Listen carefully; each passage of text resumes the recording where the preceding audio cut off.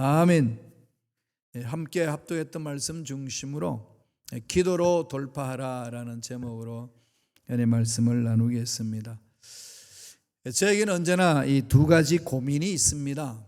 하나는 어떻게 하면 우리 성도님들이 하나님의 말씀 안에 푹 잠겨서 예수를 닮아가게 해야 할 것인가, 예수를 닮아가는 성도로 어떻게 제가 섬겨드려야 되나, 그래서 예수를 닮아 성숙함으로 하나님의 뜻을 깨닫고 또 죽어가는 영혼들에게 복음을 전도하는 그런 일꾼으로 어떻게 하면 세울까, 늘 그런 고민이에요.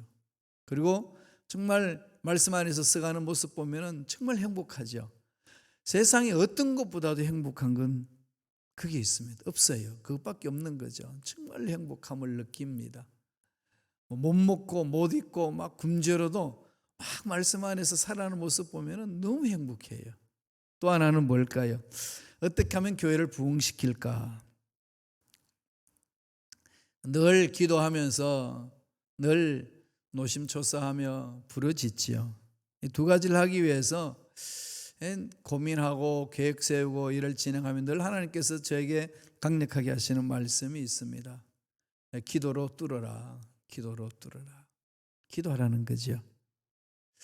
기도밖에 없지 않나요? 기도 속에 하나님 만나야 되거든요. 예배 속에 하나님 만나야 됩니다.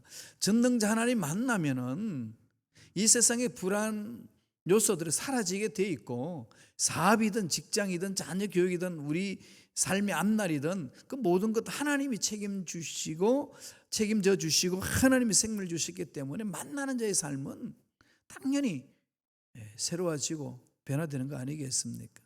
기도로 만나고 예배로 만나는 거죠. 어떻게 해야 되나요? 집중해야 합니다. 그래서 오늘 이 느헤미야에 있는 이 기도에 대해서 말씀을 묵상하면서 제 마음속에 이렇게 감동이 왔어요.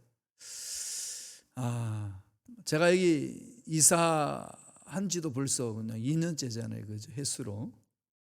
그냥 가요. 그죠?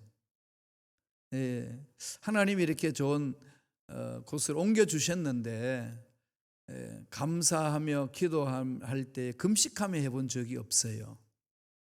그래서 한 주간 금식을 해야 되겠구나 그랬습니다. 또 우리 교회 새로운 조직과 시스템을 또 새롭게 짜기 위해서 인간적인 생각으로 경험으로 누가 일 맡고 누가 제일 맡고 이런 차원이 아니라 기도하면서 하나님 저에게 말씀해 주셔서 교회가 든든하게 써갈 수 있는 길을 열어 주옵소서. 그 길을 찾아가는 데는 정말 금식하며 부르짖는 길밖에 없습니다. 그래서 제가 어저께 밤부터 금식을 시작했습니다. 한 주간 동안 금식을 하려고 합니다. 한 주간 금식할 거예요. 그래서 주중에 저하고 밥 먹자고 그러지 마세요. 기도죠. 기도하면 삽니다. 기도하면 문제 해결됩니다. 앞날은 열려질 줄로 믿습니다. 이 시대가 바뀌는 이 상황 속에서 끊임없이 바뀌지 않는 건 그리스도의 십자가의 은혜잖아요. 하나님의 사랑이잖아요. 하나님의 능력이거든요. 과거에는 능력이 나타났는데 지금 능력이 나타나지 않는다? 그렇지 않습니다. 과거나 현재나 미래나 하나님의 능력은 동일한 거죠. 어제나 오늘의 영원토록 동일하시다고 성경에서 말씀하고 있습니다. 그러므로 저와 여러분들은 이 현재의 어려운 상황을 바라보고 절망해서는 안 되는 거죠. 하나님의 능력이 임하면 절망 같은 상황은 반드시 바뀌는 역사가 일어날 줄로 믿습니다. 오늘 본문을 보면은 민족의 어려운 문제를 품고 기도로 풀어나가는 일꾼의 이야기를 기록하고 있습니다. 누구죠? 느헤미야입니다. 느헤미야. 이스라엘 나라는 722년, 그러니까 BC 722년, 예수님 오시기 전 722년, 예수님 오시기 전에 722년 전에 북조 이스라엘은 망했습니다. 아수르한테 완전히 망해버렸죠. 그리고 남조 유대도 BC 586년 바벨론한테 멸망을 받습니다. 바벨론, 지금 이라크잖아요. 그 바벨론한테 완전히 멸망받아요. 그리고 나서 70년 동안 포로로 끌려갑니다. 70년 차고 나서 하나님의 은혜 안에서 스룹바벨로 통해서 1차 포로 귀환을 해요. 2차는 에스라를 통해서 귀환을 합니다. 3차에는 느헤미야를 통해서 귀환합니다. 그럼 포로기한 3차까지 했어요. 다니엘은 물론 거기 페르시아에 남아 있었습니다. 그 속에서 하나님이 이를 감당했어요. 그럼 이스라엘 백성들이 예루살렘을 건축하라는 하나님의 명령을 받고 1차 스룹바벨 중심으로 왔고, 에스라는 그 성경을 말씀을 가르치라는 지시를 받고 성도들을 가르쳤고, 그런데 그러다가 보니까 예루살렘 중심으로 신앙생활이 이어져 나가는데 어려움이 한두 가지가 아닙니다. 느헤미야가 아닥사스당 왕 그 수산궁에, 그 페르시아 왕궁에 있을 때에 예루살렘에서 하날이라는 분과 두어 사람이 찾아왔습니다. 그러면서 예루살렘 상황을 전해주는 거죠. 1차 스룹바벨로 인하여서 귀환을 했고, 2차 에스라를 위해서 귀환을 했고, 성전을 재건을 하고 말씀에 쓰고 달려가고 있는데, 말씀에 살려고 몸부림치고 있는데 성벽이 재건되어 있지 않아서 주위에 있는 이민족들이 마구마구 침범한다는 거죠. 그러니까 이 성전이 이루 말할 수 없이 더러워진다는 겁니다. 예루살렘 중심으로 하나님이 회복하라고 말씀하셨던 그 말씀에 순종하기 위하여 바벨론 멸망받고 그 뒤를 이은 바사국 페르시아가 일어나서 그것을 하나님이 일을 하게끔 만들어 주셨는데, 예루살렘에 또다시 해파되는 모습을 이 페르시아 수상궁에 있는 느헤미야가 듣고서 통곡을 합니다. 이렇게 자기 민족이 어려움을 당하면 어떻게 해야 되나요? 우리의 민족 대한민국이 어려움 당하면 여러분 어떻게 합니까? 제일 먼저 대통령부터 욕하죠. 욕하고 싶잖아요. 그냥 욕이 나오죠, 그죠? 정치인들 욕하고. 왜냐하면 올바로 못 쓰니까.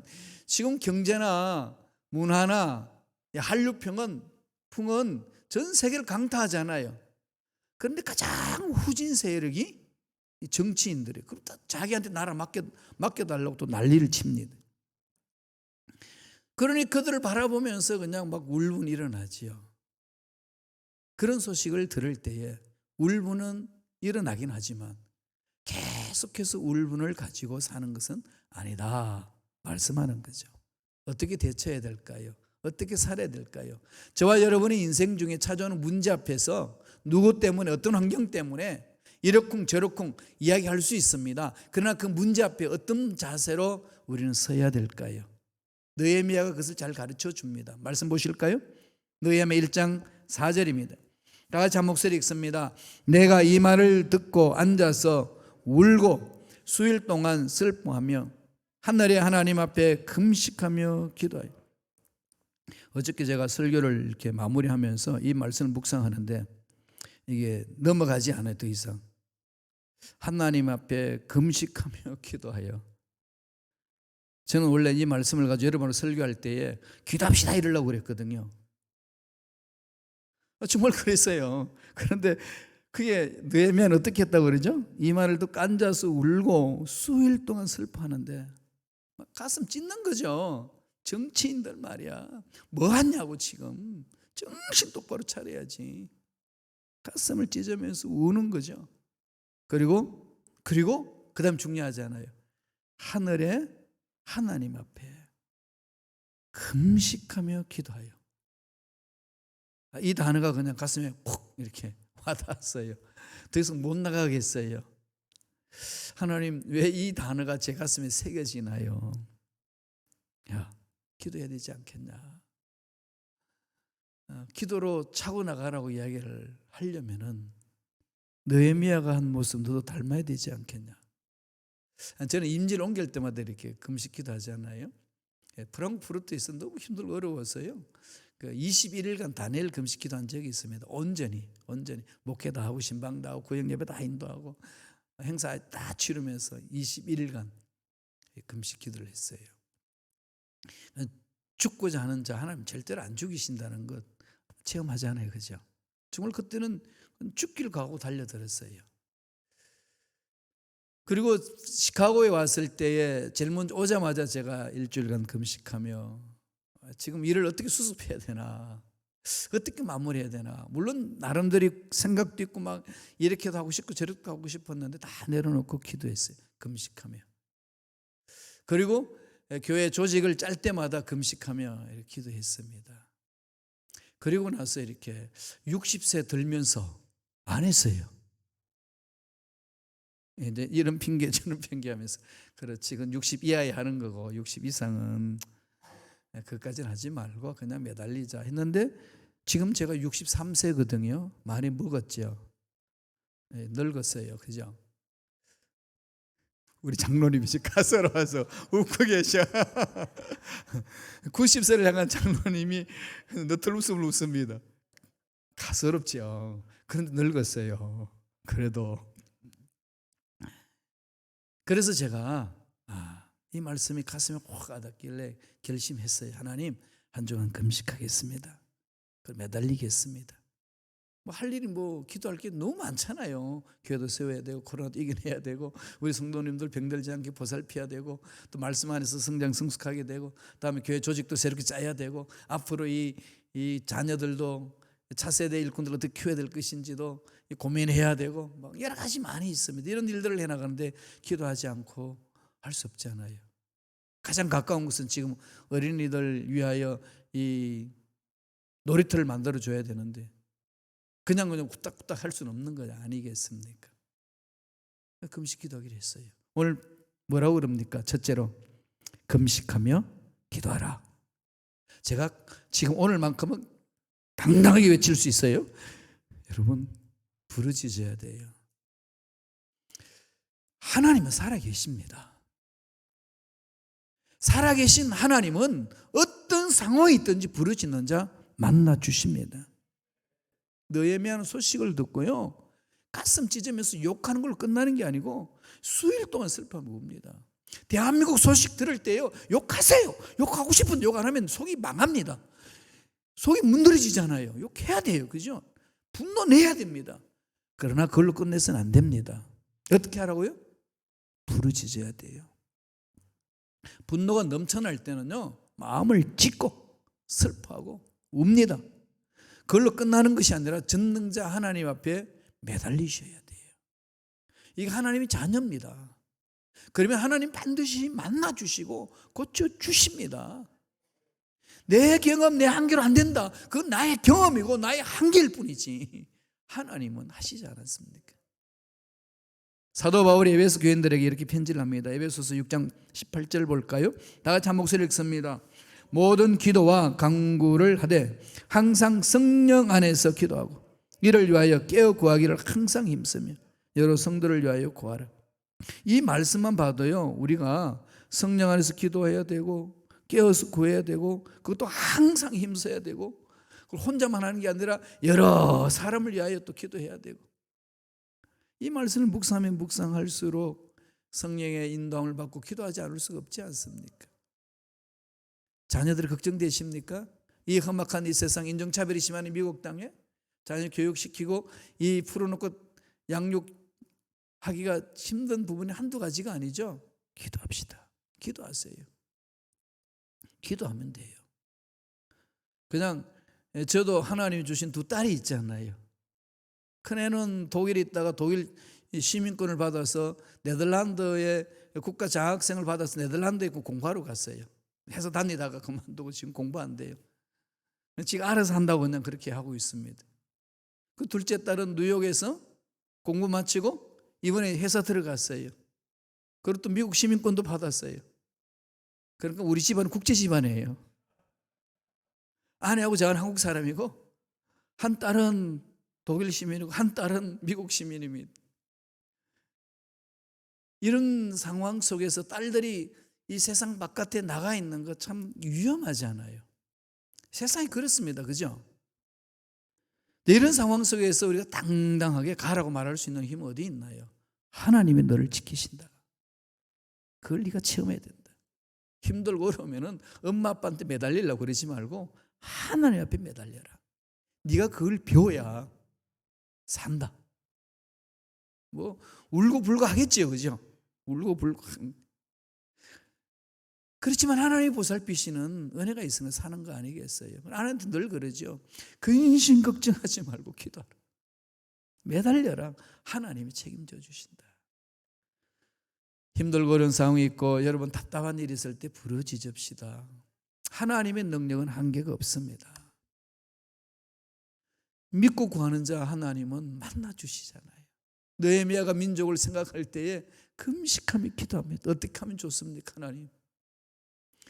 그 두 번째 보면은 회개하며 약속을 붙잡고 기도하는 모습이 나옵니다.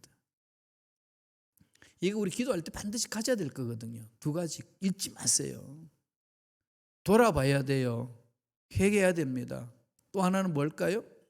약속을 붙드셔야 돼요. 하나님의 약속을 붙들지 않고 내 마음대로 하다 보면은 그냥 혼자 투덜투덜 그러다가 맙니다.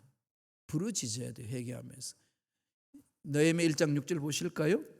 이제 종이 주의 종들인 이스라엘 자손을 위하여 주야로 기도하오니 우리 이스라엘 자손이 주께 범죄한 죄들을 자복하오니 주는 귀를 기울이시고 눈을 여시사 종의 기도를 들으시옵소서. 나와 내 아버지 집이 범죄하여 우리 조상이 죄를 범했고 우리 나라가 죄를 범했고 지도자들이 죄를 범했는데 하나님 대신하여 회개합니다. 기도해야 돼요. 미국 땅에 살면서 미국이 전 세계에 참 좋은 일 많이 하잖아요. 그런 나쁜 짓도 엄청나게 많이 했습니다. 인디안들을 향하여서 정말 많이 그랬거든요. 자기 세력을 쥐고 권력을 쥐고 돈을 가지기 위하여서 무기를 통하여서 나쁜 짓 많이 했습니다. 우리 그런 것을 아는 사람들은 회개해야 돼요. 하나님, 이 땅이 그렇게 나쁜 짓만 하는 땅이 되지 않게 해달라고. 이런 기도하는 사람이 있으니까 이 땅이 회복되는 거 아니겠어요? 정말 미국 같은 나라 없거든요. 땅 넓지요. 자원 풍부하지요. 자유롭게 막 누구나 와서 살 수 있는 나라로 만들었잖아요. 그런데 언제부턴가 오지 못하게 막고 그냥 차별하고 뭐 난립니다. 하나님 좋아하시겠어요? 아닙니다. 이건 우리가 깨어서 기도하면서 이렇게 하는 것들을 흔들어 버려야 돼요. 흑암의 세력들이 그 짓을 하거든요. 흔들어야 됩니다. 그래서 나와 내 아버지 집이 죄를 범했습니다. 그리고 7절에 보세요. 느헤미야는 주를 향하여 크게 악을 향하여 주께서 주의 종 모세에게 명령하신 계명과 율례와 규례를 지키지 아니하였나이다. 이거 우리한테도 행하는 말 동일하지 않습니까? 하나님부터 은혜를 받았는데 이 말씀 상관하지 않아요. 말씀은 그냥 관심도 없어요. 말씀에 관심이 없으면 하나님 못 만납니다, 여러분. 말씀을 사모하셔야 돼요. 말씀을 사모해야 됩니다. 그래서 말씀이 정말로 나의 피가 되고 살이 될 수 있도록 그렇게 해야 돼요. 그 죄악을 먼저 통해 자복하고 그런 다음에 느헤미야가 한 것이 있어요. 뭘까요? 느헤미야 1장 9절입니다. 느헤미야 1장 9절 우리 다 같이 한 목소리로 전체 한번 읽어볼까요? 느헤미야 1장 9절 읽겠습니다. 만일 내게 돌아와 내 계명을 지켜 행하면 너희 쫓긴 자가 하늘 끝에 있을지라도 내가 거기서부터 그들을 모아 내 이름으로 두려고 택한 곳에 돌아오게 하리라 하신 말씀을 이제 청하건대 기억하옵소서. 지금 느헤미야는 회개 자복하고 나서 뭘 붙드나요? 약속의 말씀을 붙들죠. 약속의 말씀이 뭐라고 그랬습니까? 너희들이 죄를 범하고 나를 떠나서 딴짓을 행했단다 할지라도 나한테 돌아와서 회개하고 말씀을 붙들고 지키면 하늘 끝에 있을지라도 내가 돌아오게 하리라 약속하셨다는 거죠. 하나님, 이 약속 말씀대로 오늘 우리에게 이루어 주시옵소서. 바벨론 포로로 끌려가가지고 70년 동안 생활하고 바벨론에서 벗어날 수 있는 것은 페르시아가 바벨론을 멸망시키잖아요. 그러나 이란이 이라크를 멸망시키거든요. 그렇게 해서 이제 페르시아, 오늘날 이란이 패권을 잡습니다. 그러니까 바벨론한테 끌려왔던 그분들을, 그 이스라엘 백성들을 다 돌려보냅니다. 고레스 왕이 다 돌려보내잖아요. 돌려보내서 1차, 2차, 3차 포로기한 나가는 중에 2차 끝나고 나서 느헤미야가 수상궁이 있으면서 예루살렘에 일어나는 사건을 다 듣고 하나님 앞에 금식하며 기도하며 하나님 앞에 부르짖는 내용이 그렇습니다. 말씀하시지 않았습니까? 약속하시지 않았습니까? 약속대로 이 민족 살려주십시오. 당당한 거죠. 죄악을 범해도 이미 우리는 예수 십자가로 인해서 시선받았잖아요. 그런 건 당당한 거죠. 그럼 믿지 않는 사람들이 보면은 되게 철면피 같아요. 말도 안 되는 것을 막 생활해놔 놓고 막 부르짖는다 그러잖아요. 회개하는 거죠. 회개하고 부르짖습니다. 하나님은 약속하신 것은 반드시 이루십니다. 약속하셨거든요. 하나님의 성품이 그렇습니다. 민수기 보세요. 민수기 23장 19절 다 같이 볼까요? 다 같이 읽습니다. 하나님은 사람이 아니시니 거짓말을 하지 않으시고 인생이 아니시니 후회가 없으시도다. 어찌 그 말씀하신 바를 행하지 않으시며 하신 말씀을 실행하지 않으시오. 하나님 아버지 마음이 이래요. 그러면 하나님은 하신 말씀 반드시 이루신다. 확신이 있으셔야죠. 우리 이 하나님을 닮는 거 아니겠어요? 자녀들을 양육할 때에 이 하나님을 닮아가는 부모들은 한 말은 반드시 자녀들이 지켜줘야 합니다. 그리고 또 자녀들이 그러잖아요. 엄마 약속했잖아. 그냥 이게 또 이리 손 올라가는 게 아니라 약속했잖아. 그러면 약속 지켜야죠. 그게 어른이죠. 우리 하나님 아버지는 그런 분입니다. 하나님이 우리에게 그렇게 약속하신 대로 이루어지는 거죠. 그래서 딸들이 와가지고 아빠 약속했잖아 이러면은 그냥 이게 이렇기보다는 꼼짝 못 하잖아요. 그죠? 꼼짝 못 합니다.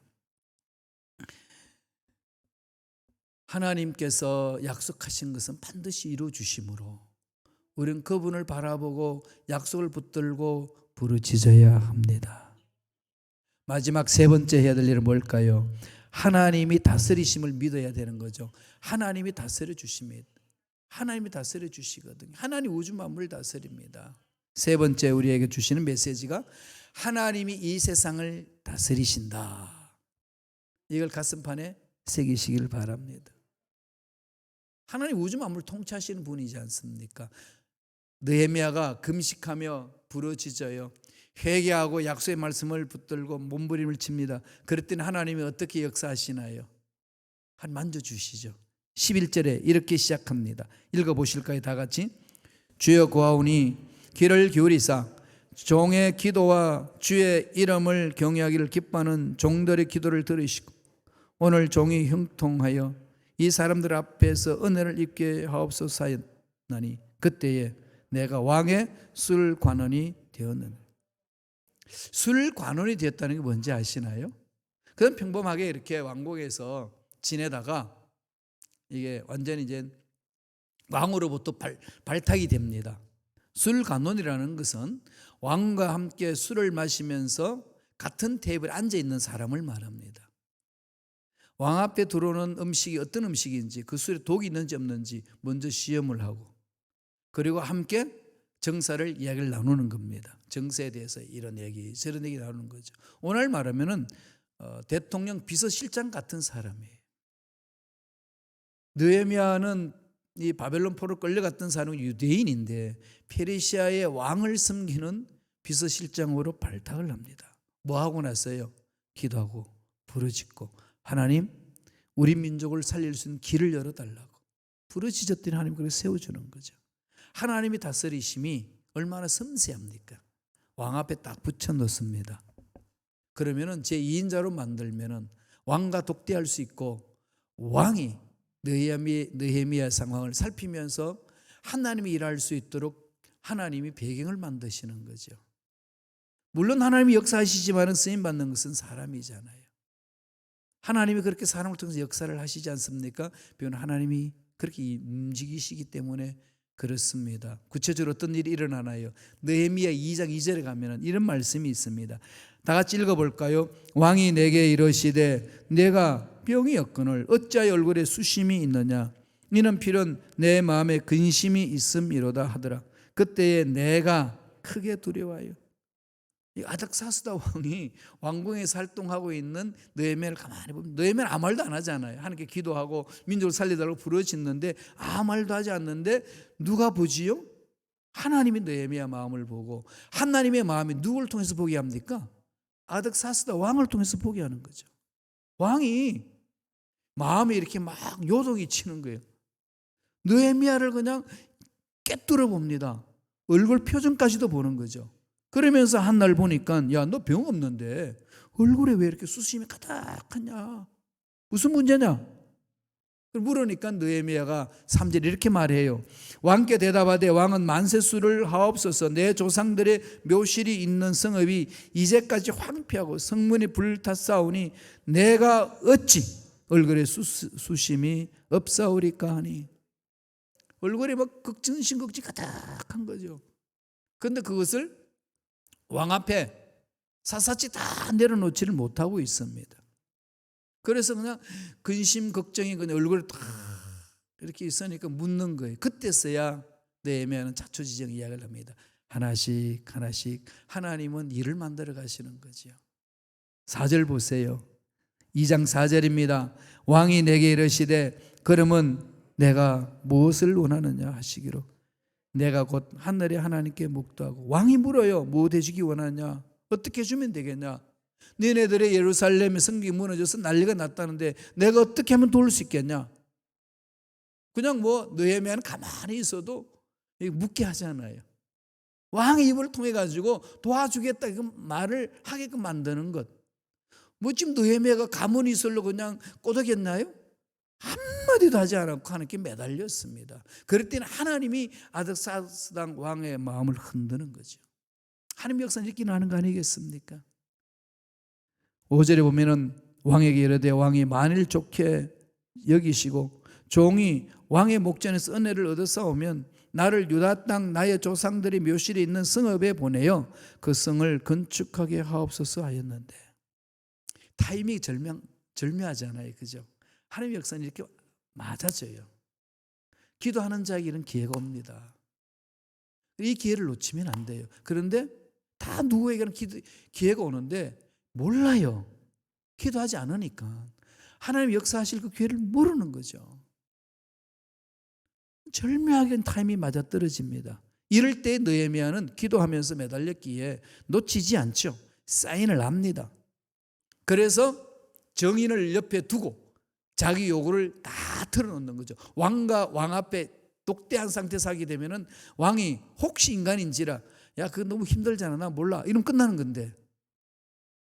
왕으로서 한 말을 지킬 수 있을 수밖에 없는 상황 속에 있을 때에 느헤미야가 입을 엽니다. 2장 6절 7절이에요. 다 같이 한번 읽겠습니다. 그때 왕후도 왕 곁에 앉아 있었더라. 왕이 내게 이르시되 내가 몇 날에 다녀올 길이며 어느 때에 돌아오겠느냐 하고 왕이 나를 보내기를 좋게 여기시기로 내가 기한을 정하고 내가 또 왕에게 이르되 왕이 만일 좋게 여기시거든 강서쪽 총독들에게 내리시는 조서를 내게 주사 그들이 나를 용납하여 유다에 들어가기까지 통과하게 하시고. 왕후가 있는 공식적인 자리에서 왕이 허락을 하는 것을 다 기록하게 하고 듣게 하고 그것을 받아냅니다. 이 느헤미야의 뛰어난 어떤 스킬이 아니라 하나님 앞에 매달리는 종에게 하나님이 주시는 은혜 아니겠습니까? 그걸로 끝나는 게 아닙니다. 8절 보세요. 놀라운 일이에요. 또 왕의 살림 감독 아삽에게 조서를 내리사 그가 성전에 속한 영문의 문과 성곽과 내가 들어갈 집을 위하여 들보로 쓸 제목을 내게 주게 하옵소서 하매 내 하나님의 선한 손이 나를 도우심으로. 왕이 허락하고 느헤미야가 고백하죠. 왕 하나님의 선한 손이 나를 도우시기 때문에 왕도 막지 못하고 총독들도 막지 못하고 일은 이루어집니다. 하나님 앞에 기도하며 부르짖는 자에게 하나님이 주시는 은혜입니다. 하나님께서 일하시는 방법은 우리 기도를 통해서 일을 하시고 그 기도한 결과 하나님이 사용하실 사람을 통해서 사람을 쓰시면서 일을 합니다. 신앙생활 하면서 지금 얼마나 여러분 많은 문제를 만나고 있습니까?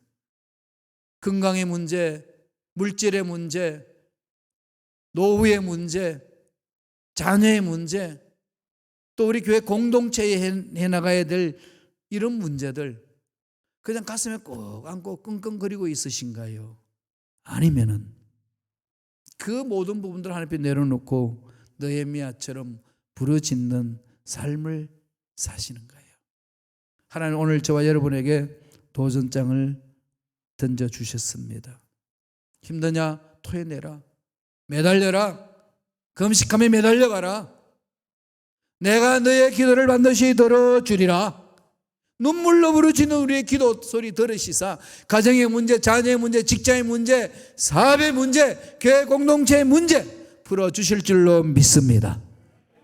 기도로 이 문제를 풀어나가는, 뚫고 나가는 저와 여러분 되시길 간절히 축원드립니다. 기도하겠습니다. 하나님,